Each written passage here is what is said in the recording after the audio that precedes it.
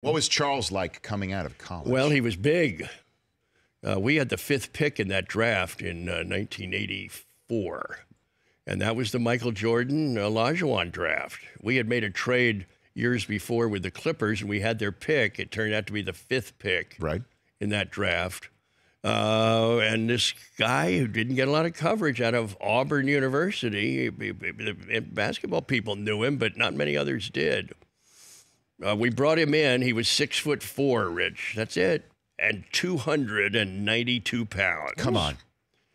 Those were the dimensions. And we brought him in. We had a little workout with him. We sat him down and said, Charles, we're seriously interested in you, but we're concerned about this weight. We're going to bring you back in 2 months, right before the draft, and we'd like to see you down in the 250s. Well, we brought him back, and he weighed 292. And I said, Charles, let's have a serious talk here. Have you been eating recently before from the 6 major food groups? He said, yes, sir, Mr. Williams, and there are only 2 left. I mean, we knew this kid was off the charts.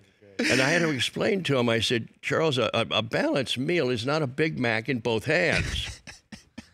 Anyway, he came unsigned and played in the summer league that summer at Princeton. Mm-hmm. That was quite a telling sign. You know, he didn't have a contract yet, and he was terrific.